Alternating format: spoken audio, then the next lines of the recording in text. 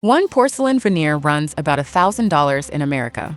In Turkey, a full Hollywood smile is advertised for a fraction of that. But thousands of people flew home with something they never signed up for.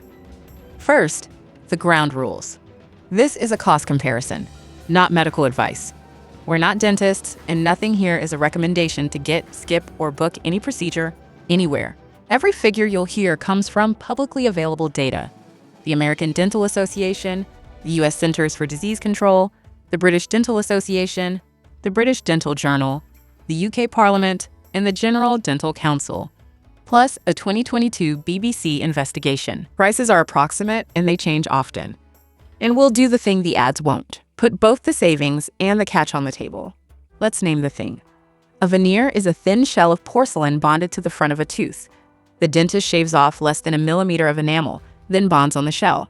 Hollywood smile isn't a clinical term, it's a marketing one, usually meaning a full set of these across your top and bottom teeth. In the United States, the American Dental Association's fee survey puts a single porcelain veneer at right around $1,000 per tooth. So Americans pay about $1,000 for one tooth. And almost nobody does just one. A smile makeover is 8, 10, sometimes 20 of them. At that rate, a full upper and lower set climbs toward $20,000. And here's the part Americans feel first. Cosmetic work like veneers isn't covered by insurance, not for the roughly 1 in 4 adults with no dental benefits at all, and not for the ones who have them either. It's out of pocket, full stop. Britain hits the same wall from a different side. The National Health Service doesn't pay for cosmetic veneers, and private UK prices run well into the thousands per arch. So whether you're in Houston or Leeds, a new smile is a luxury you buy yourself. Now turn toward Turkey. Clinics there advertise full smile packages reportedly from a few £1,000s, roughly half to a third of typical UK private prices.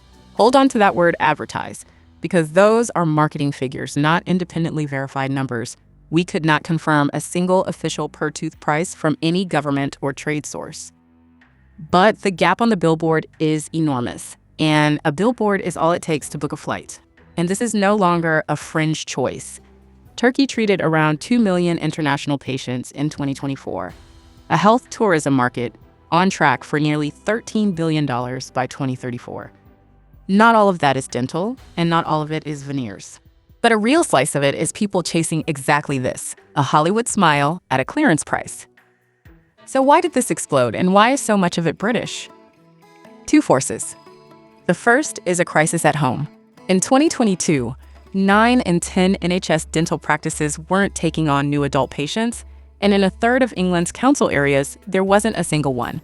For millions of people, dentistry simply stopped being available at any normal price, so they looked abroad. UK trips overseas for dental work tripled in 2 years to 144,000 by 2016, according to figures published in the British Dental Journal. Turkey, Hungary, and Poland became the names everyone traded online. The second force is genuine cost. Lower wages, lower rent, a weaker currency. They really do make dentistry cheaper to deliver in Turkey, and on straightforward work, the savings can be real. Now layer on social media, the hashtag #TurkeyTeeth has pulled in hundreds of millions of views, an endless aspirational before and after reel all pointing one way. Cheaper, whiter, abroad, that's the setup. Here's the part the before and after photos leave out. If you're weighing this, we built the thing the ads skip, a free plain English dental tourism checklist in the description. What to ask before you book, and the one distinction that changes everything: veneers versus crowns. No email gymnastics. Keep that word crowns in your head because it's about to matter a lot. Here's the quiet truth at the center of Turkey teeth. A lot of people who paid for veneers didn't get veneers. They got crowns.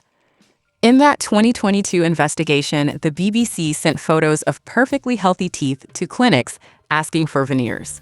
Most of the Turkish clinics that replied recommended crowning 20 or more teeth, while UK dentists looking at the very same healthy mouths said no treatment was needed at all. Why does that one distinction matter so much? Because of a peer-reviewed number that never makes the brochure. A veneer shaves under a millimeter of enamel. A crown grinds away roughly 2/3 of the tooth. That figure comes straight from the Journal of Prosthetic Dentistry, and once that tooth structure is gone, it is gone for good, You can replace a crown, you can never get the tooth back.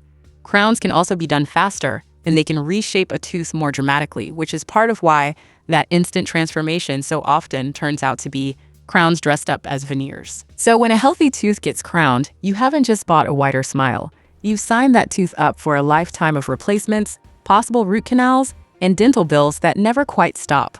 The discount was on the procedure, the cost moved to the tooth underneath, and the bill has a way of following you home. British dentists say crowns are the single most common thing they fix after dental trips abroad. And in their professional association survey, most dentists reported they had treated at least one patient with complications after treatment overseas. That's not a failure rate, it's a measure of how routine the cleanup has become. And when repairs were needed, 1 in 5 of them cost the patient over £5,000. Then there's the part nobody plans for. Who is accountable when it goes wrong? Britain's dental regulator, the General Dental Council, is blunt. If your treatment happened abroad, it cannot investigate the dentist who did it. And the UK Parliament's own science office has warned there is no guaranteed follow-up care waiting for you back home.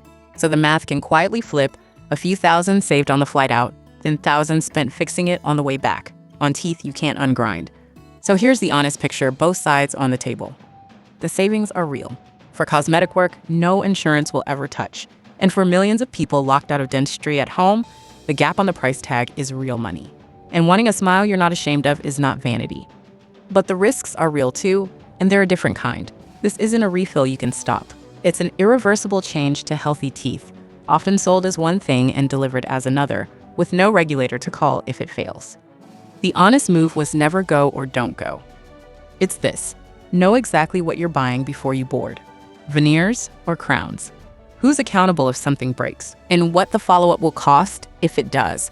Because the cheapest smile in the world is the one you don't have to pay for twice. You shouldn't have to go broke to feel whole.